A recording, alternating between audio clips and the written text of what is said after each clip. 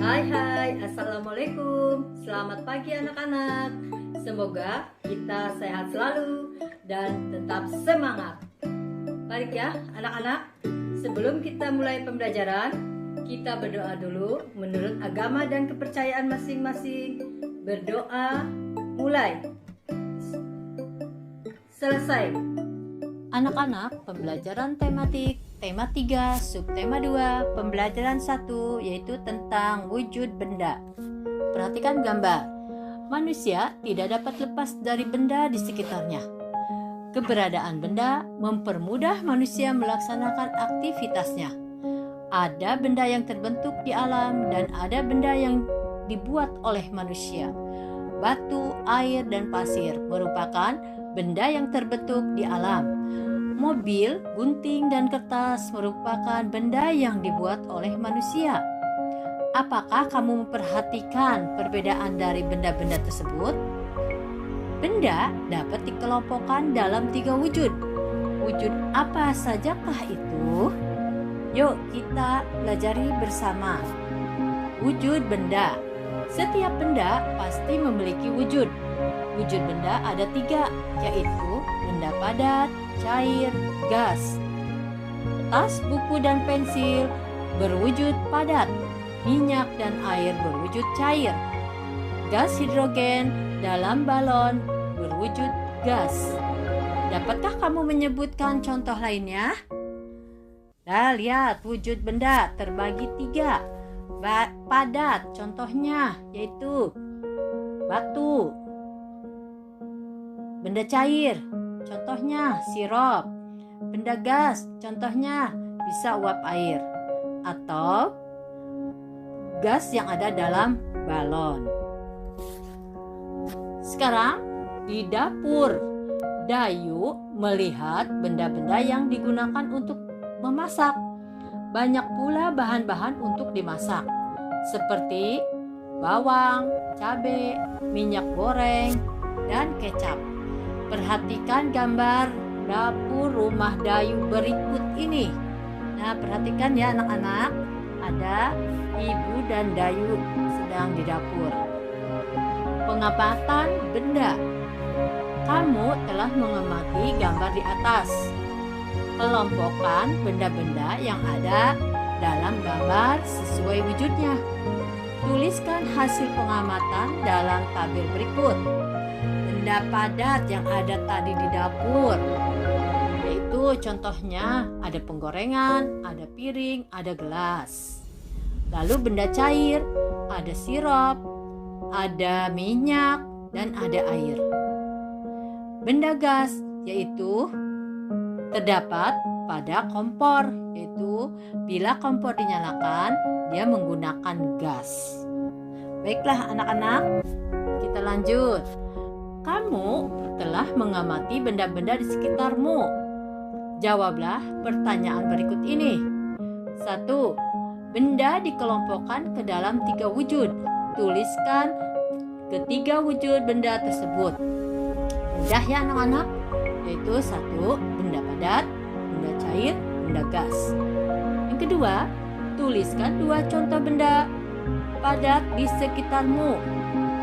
Ya, baju sama yang kamu pakai, sepatu, ada kursi. Yang ketiga, tuliskan 2 contoh benda cair di sekitarmu. Ada sirup, ada air, ada bensin. Keempat, tuliskan 2 contoh benda gas di sekitarmu. Ya, contohnya angin. Lalu gas dalam balon. Yuk kita mengamati gambar berikut ini. Pernahkah kamu naik alat transportasi seperti pada gambar? Tahukah kamu termasuk ke dalam wujud benda apakah motor itu? Ya, tentu yaitu benda padat. Pinter. Pada hari Minggu, Edo dibonceng ayah ke rumah nenek. Edo dibonceng ayah dengan motor. Perhatikan dengan jarak ke rumah nenek berikut ini. Ya, Jadi perhatikan denah jarak ke rumah nenek berikut ini. Perhatikan gambarnya anak-anak. Ya. Jarak rumah Edo ke rumah nenek 5 km. 300 meter. Jadi 5 km 300 meter. Jarak ini dapat ditulis 5 km lebih 300 meter. Jarak dari rumah Edo ke kebun binatang 1523 meter. Satuan kilometer tulis km dan meter kita tulis m. Adalah satuan untuk menyatakan jarak. Berikut merupakan tangga satuan panjang. Perhatikan anak-anak ya. Bila turun kali 10 satu tangganya. Bila naik satu tangganya yaitu dibagi 10. Hafalkan ya anak-anak. Kita lakukan ya. K M H M dam M D M C M M M. Nah, itu tangga satuan panjang. Kalau nanti ditanya dari KM ke dam berarti 2 langkah. 2 langkah yaitu kalau turun dikali 100. Ya. Paham? Yuk kita lanjut. Baiklah anak-anak, kita hari ini akan menghitung satuan jarak. Di mana 1 km sama dengan 1000 meter. Tadi di tangga itu ada km ya, km.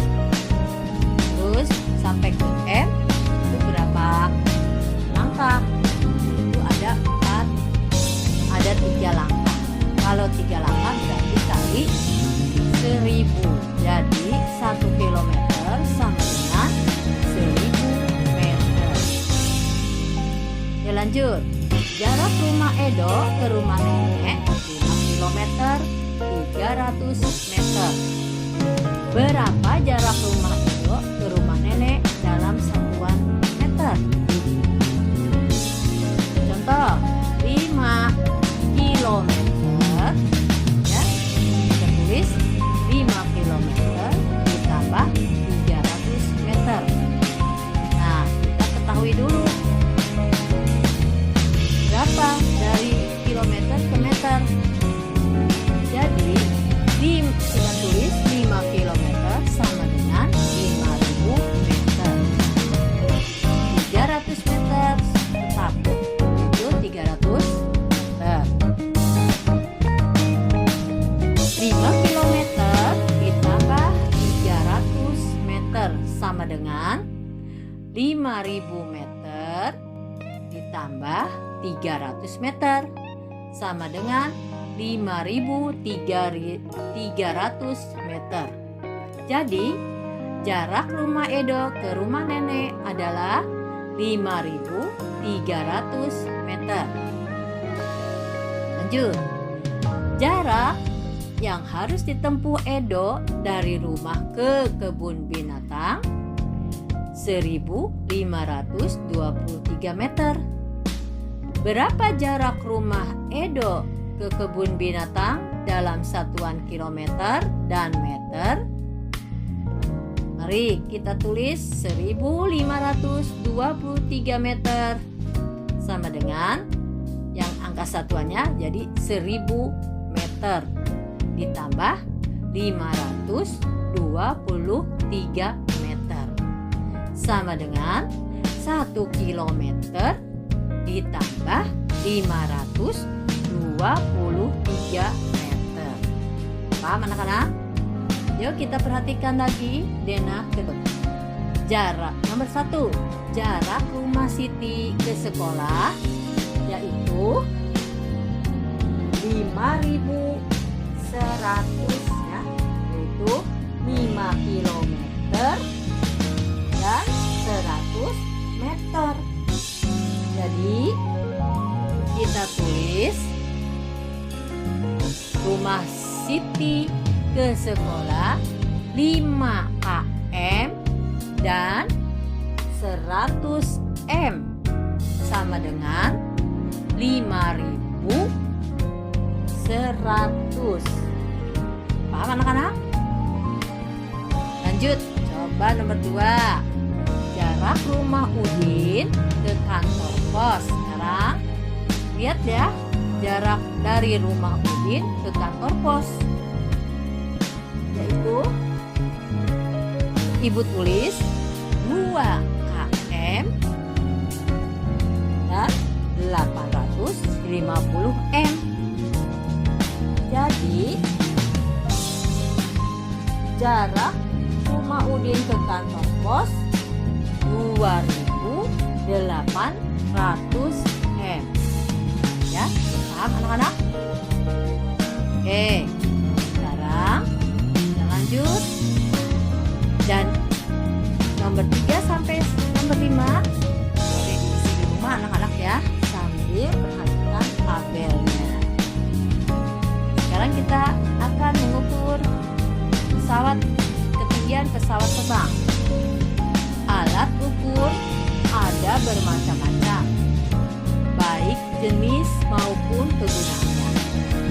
Altimeter adalah alat yang digunakan untuk mengukur ketinggian suatu titik dari permukaan laut. Mengukur tinggi pesawat saat terbang dari permukaan laut. Juga untuk mengukur tinggi gunung dan hal lain yang menghubungkan dengan ketinggian. Perhatikan gambar berikut. Gambar A, nih pesawat dengan ketinggian 3.000 meter. Yang B, ketinggiannya 4.325 meter. Nah, berdasarkan gambar tadi anak-anak, jawablah pertanyaan berikut. Berapa ketinggian pesawat A dalam satuan kilometer? Nah, nanti yang ditanya kilometer ya anak-anak. Dari meter dijadiin kilometer. Ingat ya, berarti turun apa naik dari tangga tadi? Naik ya, dari meter ke kilometer. Kalau naik berarti dibagi. 3.000 meter sama dengan titik-titik kilometer. Jadi 3.000 dibagi 1.000 sama dengan 3 kilometer. Hasilnya adalah 3 kilometer. Paham anak-anak? Baiklah, nanti yang nomor 2 boleh isi di rumah dengan ayah bunda. Nomor 2 ibu bacakan, berapa ketinggian pesawat B dalam satuan kilometer? Yang nomor 3, berapa perbedaan ketinggian pesawat B dibandingkan pesawat A? Ayo, kita amati selanjutnya. Pernahkah kamu memperhatikan gerakan tiupan angin? Angin adalah udara yang bergerak. Udara berwujud gas. Gas tidak terlihat, namun dapat dirasakan. Tiupan angin ada yang kencang, lembut, dan sepoi-sepoi. Ada juga angin yang bertiup sangat kencang, seperti angin topan, angin puting beliung, dan lain-lain. Sekarang, coba kamu bergerak seolah-olah seperti kertas yang bertiup angin. Nah, perhatikan gambar berikut.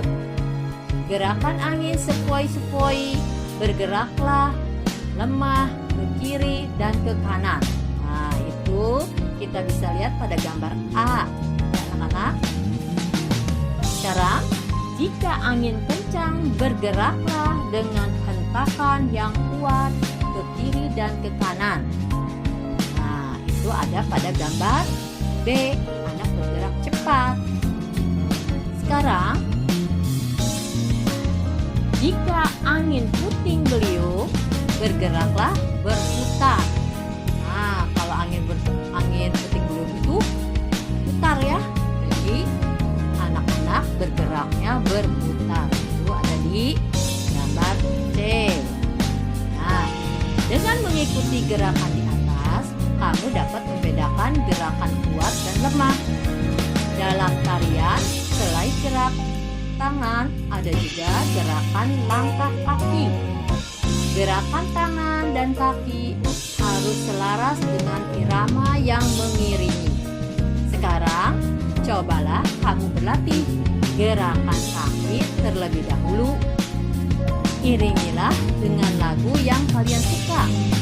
Berlatihlah gerakan kaki dengan gerak lembut seperti pohon yang melambai ditiup angin sepoi-sepoi. Dan gerakan pohon yang ditiup angin kencang. Lihat ada gambar ya. Sekarang sudah paham anak-anak? Nah, nanti boleh di rumah anak-anak boleh menggerakkan langkah kaki dengan tarian dan lagu yang sesuka anak-anak. Baiklah, dari Ibu cukup sekian. Ibu akhiri. Wabillahi taufiq wal hidayah. Wassalamualaikum warahmatullahi wabarakatuh.